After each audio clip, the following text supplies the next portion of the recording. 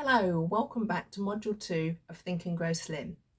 In this session, we're going to be looking at goal setting, rewards, and visualization. Now, it's really important, not just in weight loss, but in life in general, to have a clear goal so that you know where you're going. You wouldn't get in your car and just start driving and think, okay, I'm not sure I'm going to end up today. You always think, okay, I'm going to this place or that place, and you'll plan a route and you'll work out how to get there. And it's the same with your weight loss journey, or your journey to slim, as I like to call it. So what is your destination? Where are you now in relation to that destination, and how are you going to get there? So these are the things we're going to look at. So setting a goal for weight loss is actually one of the easier goals in life to set, because there's information out there available on the internet that will tell you what your ideal BMI is, or tell you what sort of weight you should be aiming at. You might know yourself, you might know from in the past what weight you are comfortable with. I certainly find that I have a weight that my body, if I just leave it to its own devices, eat when I'm hungry, not eat when I'm not hungry, etc., it just always reverts to this one sort of number on the scale. And I can tell from how my clothes fit whether I'm near it or not. So you may already know what weight you want to get to. What I'd like you to do is to figure out what your goal is. It might not be weight related at all. It might be you've got a particular dress that you want to fit into, or it might be that you want to be able to run a marathon or do a certain amount of exercise or have a certain fitness level. Whatever it is, write down specifically what it is you want to achieve. So if it is weight related, how many pounds do you want to lose? What weight do you want to be? If it's a dress you want to fit into, which dress is it?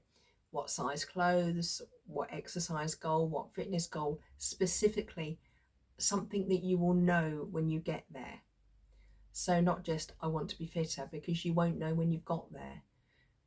What will you be able to do when you've achieved that level of fitness? That's what we want, something that you can say, yep, I've done that now. So the first thing is to have a very specific goal that you can measure. The next thing is to make sure it's achievable. So, for example, I'm probably, I'm not a ballerina. That's not going to be my, however much I work on it. I might go to ballet classes and enjoy it. I might be able to improve my flexibility, but I'm never going to be at an opera house dancing Swan Lake, because that's just not something that is within my ability. So is the goal that you've set achievable? Is it something that, excuse me, is it something that realistically you're going to be able to achieve? Within what time? Again, this is important, because without a time limit on it, this could drift on for years. It probably already has drifted on for quite a few years for you, if you're like most of us. So let's put a specific time on this. Now, again, this depends on what it is you want. So if you've got a weight loss goal, I wouldn't be aiming for anything more than £1 a week. Yes, I know you can lose weight more quickly than that, but two things. Firstly, the quicker it comes off, the quicker it tends to go back on. And secondly, I don't want you dieting. I want you making healthy changes that will move you in the right direction. I don't want you thinking, okay, I'm going to go on a diet for 2 months and then I'm going to stop, because when you stop, you'll go back to your bad habits. What I recommend for you is that you think, okay, what healthy changes can I make? So maybe if at the moment you eat 3 bars of chocolate a day, you might say, I'm only going to eat 1 bar of chocolate a day. Maybe if at the moment you don't go to the gym, and you say, okay, I'm going to start going to the gym every other day. Something that's going to move you in the direction, but which is then going to be sustainable for the long term. If you do anything that isn't sustainable, guess what? When you stop doing it, the results are going to stop as well. We're talking about lifestyle changes, not quick fixes. So what time are you going to aim for to achieve this goal? And then after you've achieved that goal, you can continue with your new behavior to maintain what it is that you've achieved. Does that make sense? Pause the video and write down what it is you want to achieve, when you want to achieve it by, and how you'll be able to measure once you've got there, and make sure it's achievable and that it's relevant. We're setting SMART goals here. That's the other part of SMART. Is it relevant? So for example, if your goal is to be able to run a half marathon, setting a goal to learn how to sew isn't really going to help you on the way. It might be something you want to do, and that might be a different goal, nothing wrong with that, but the specific thing you want to achieve here hopefully will be related to healthy eating, exercising and weight loss. So pause the video and write down what your goal is.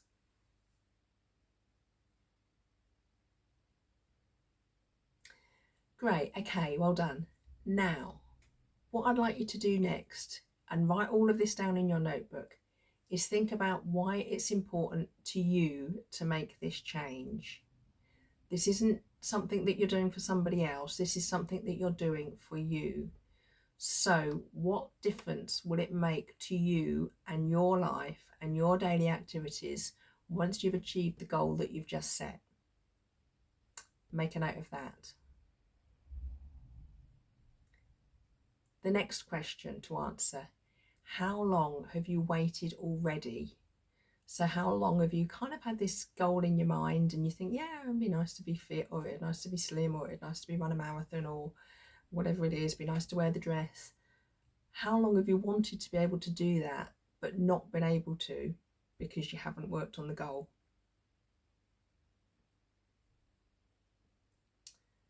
So following on from that, this might be a little bit painful and a little bit difficult, but it's important that we do this because this will help to resolve your mindset for taking the action that you need to take to achieve the goal. So we've looked at how long you've waited already. So what has that delay cost you so far? What have you not been able to do because you haven't worked on this goal? What impact has that had on you mentally? What difference has it made to your life that you didn't take action in the past? Make a note of those things, please. And then finally, what are you going to do differently now to make sure that you don't have to pay that price again? So what's going to be different in the future for you? And what are you going to do to make sure that that happens? Please make a note of all of this in your workbook.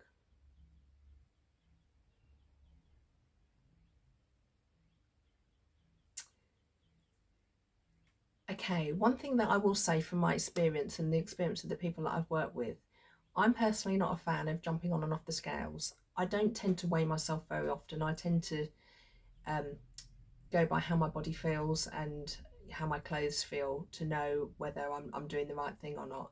Energy levels as well. Hopefully, as you eat more healthily and you're losing weight, you will find that your energy levels increase quite considerably. So I would encourage you to learn to listen to your body and to tune into that rather than working on what the scales say. Two reasons for this. One, we all know that scales are liars.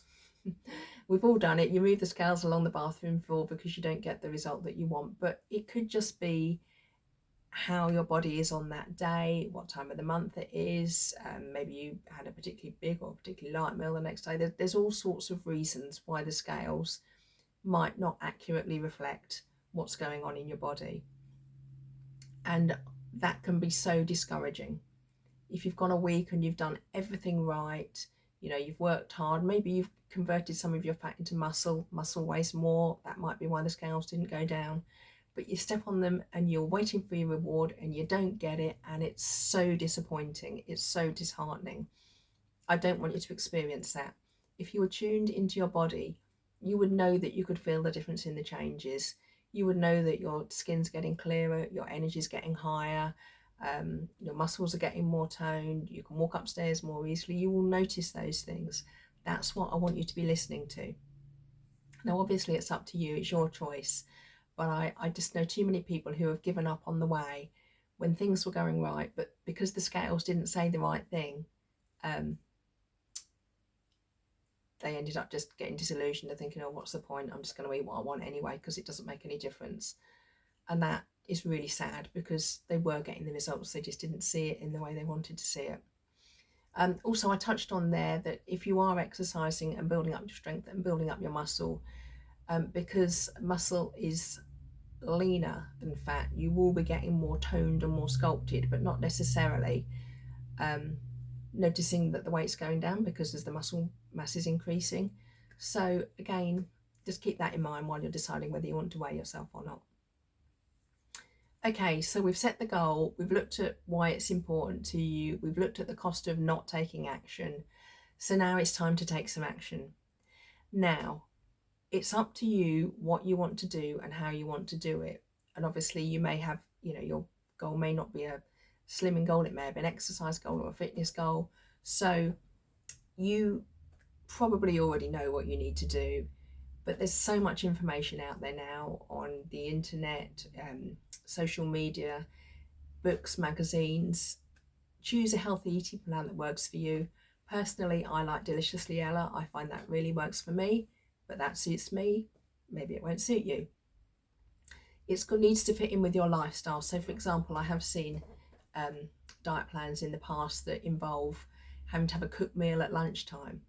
Well, that's not going to work for you if you're in an office or if you're out on the road visiting customers or something like that. So, for me, it was always very much a usually sort of cereal based type breakfast, a sandwich type based lunch, and then I would have my evening meal. And that worked for me. It worked for my lifestyle. It worked for my energy level. And I found actually if I changed that around too much, so if I had the cooked meal at lunchtime, I then wasn't hungry later, so I didn't eat so much in the evening. And then that completely threw me and my energy and my hunger for the next day. So find something that works for you and stick with it. What I would say is, though, do start to take some action. It all counts. So you're starting here, you're starting now. Very easy to say, oh, I'll just get through the weekend and I'll start on Monday, or oh, I've got a holiday in a couple of weeks, I'll wait and I'll start after that, or we've got a big wedding that we're going to, don't want to be rude. That's fine, but you can do so much good before that event. I think when we're saying that, we're just kind of making an excuse for ourselves to procrastinate a little bit. We all know that everything matters, so whatever we eat is affecting our health, it's affecting our weight. Start now and just deal with today, deal with what you're doing in this precise moment, and worry about that other event in the future. Maybe you will go to the wedding and maybe you will eat and enjoy the food when you're there, and that's fine. But in between now and then, you can either do a lot of good or a lot of bad, and it's up to you which way you want to go. Baby steps. Every little step counts. Every little change makes a difference. If you've ever read The Slight Edge, a book by Jeff Olson, it's a really good book. He talks about the compounding effect of lots of little actions over time. So maybe at the moment you're not exercising and you might decide you're going to do a 10-minute walk every day. Now the first 10-minute walk, one 10-minute walk probably isn't going to make that much difference. But as you do it every day and you build up and you find you enjoy it, maybe getting out in nature. It's spring at the moment, so it's a lovely time of year to see the flowers starting to come through and the world coming back to life again. As you notice those changes each day on your walk, you'll start to enjoy it more, and then you might want to walk for longer, and it builds up. So every little step is either moving you towards where you want to be, or it's moving you away from where you want to be. So make sure that you're making your choices and taking the action that moves you in the way that you want to go. Okay, so that's goal setting. So you should have a clear goal, you understand why it's important to you, and you're going to have a think about what action you can take to move you towards it. Now let's talk about rewards. If you're on a weight loss journey, part of the challenge is delayed gratification, and what that means is you're taking the action now to get the results later. So you're probably going to have to go a few days before you really start to notice the difference. If you've been overeating and you start to cut that down now, hopefully you'll feel a bit less bloated and a bit more comfortable within a day or two. But to actually get to the results that you want, it's going to take time and it's going to take effort. We've already talked about maybe getting the results from the scales or not getting the results from the scales. So what I encourage you to do is to give yourself rewards for taking action. Now, I'll give you some examples. Again, I've always asked the ladies who come on my courses that I work with what type of rewards they like to give themselves. So some of the examples they've come up with, they say they like to paint their nails, or go and have a professional makeover, or have makeup done professionally. They like things like spa days, a new lipstick, new clothes, new jewellery, having a facial, having a massage. One lady said she likes to go and play golf, or maybe have some time to yourself. Say, okay, I'm going to give myself half an hour just to sit in the sun and read a book or a magazine, do something that you wouldn't normally do. Things like going to the spa or getting really dressed up for going out. So something that doesn't involve overeating or drinking, that's going to make you feel good about yourself, that's going to make you feel special. Plan that in as your reward. Now you decide what that needs to look like for you, how frequently you're going to have it. So for example, if going to the gym is something that you're maybe, thinking you're going to do, but you haven't done it in the past, perhaps if you enjoy a sauna, you might say, okay, every time I go and do a 45-minute workout, I'm going to go and spend some time in the sauna, and that could be time to relax and enjoy. So that might work for you. What I like to do is I put a big red tick in my diary for every day that I've basically done what I plan to do. So if I plan to exercise, if I am eating healthily, when I get to the end of the day, I give myself a big red tick in the diary. That in itself is really rewarding. But then at the end of 7 days, so when I've done my 7 days and I've got my 7 red ticks, that's when I give myself a reward. So, back in the days of the Slimming Club, that would have been the weigh-in day, and that's when you get your reward from the weigh-in. But because I've chosen not to weigh myself, I need something to mark the success of the week. So for me, that is actually something like going and having a manicure, or treating myself to something that I wouldn't have otherwise bought. Obviously, if you're going to buy something anyway, then it's not a reward, you are going to have it anyway. But if there's a little treat that you would like to have for yourself that you wouldn't otherwise have had, that's your reward for good behaviour, if you like. That's your reward now for what you've done over the previous 7 days. Probably in about another 7 days, you'll be starting to see the results, because your clothes will be getting looser and your skin will be getting clearer and all those kind of things again. So the rewards will start to come, and that's when you start to get, right, okay, I'm getting a bit hooked on this behaviour, because my habits are changing, it's getting easier, and I'm getting the results. And when you start to see those results, I think that's when you think, yeah, this is worth it, I'm going to do it. But you need the rewards in the meantime to make life as pleasant for yourself as you can, and to give yourself a nice treat for the work that you're doing. So pause the video and list down some things that you'd like to have as rewards, and figure out how and when you're going to do them. It might be, if you've had a particularly tough day, and you've had a lot of challenges, let's say you might have had 10 challenges and you might have given in on one of them. You might have, eaten something that you wished, you benefit of hindsight, you wished you hadn't eaten. That's going to happen, that's life. But remember, you resisted 9 times out of those 10. Maybe that day you just need a reward when you come home. Maybe that's when you say to your family, I'm just going to go and have a bath, just have a bit of me time and a bit of pampering, because I've had a tough day, I've overcome some challenges, and I want to reward myself.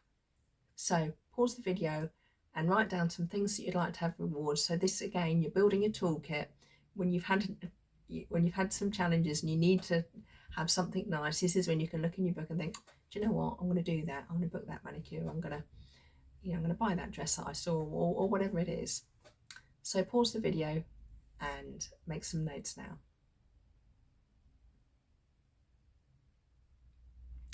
Okay, the final thing that we're going to do in this session is a little visualization exercise. So you know what your goal is now. What I'm going to do is to talk you through a visualization to help you picture in your mind's eye how life is going to be when you've achieved this goal. Okay, now what I'd like you to start doing as you think about your goal is to think about this in the present tense, because maybe in the past when you thought about it, it was like, oh, well, when I'm slim, then I'll go to the gym. When I'm slim, then I'll feel better about myself. So what I'd like you to do is to think, okay, I am this person now. and start behaving in that way. I think we've probably all said at some point, oh, if only I could wake up slim tomorrow, I'd definitely make sure I didn't put weight on again. Well, take that thinking and apply it now. So if you woke up slim tomorrow, what would you be doing? Okay, let's use the visualization to help you prepare for that. So what I'd like you to do, hopefully you're sitting down, put your feet on the floor, make sure you're sitting upright and sitting comfortably, and close your eyes and just take a moment to focus on your breathing. Now, think about when you've achieved your goal. What will you look like? Picture yourself in your mind's eye. What will you be wearing? What expression have you got on your face? Where are you? And what are you doing there? What sounds can you hear? Who else is around you? And how is the slim and fit version of you feeling? Take some moments to just think through in your mind's eye what all this looks like for you.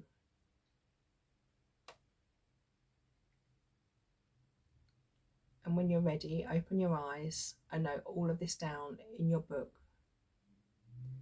And notice the difference between how you felt before and how you feel now.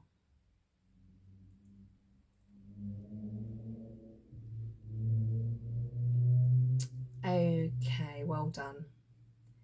That's the end of this module. So what we're going to do in module 3 is we're going to start to have a look at some ways that you can look great now. I look forward to seeing you there.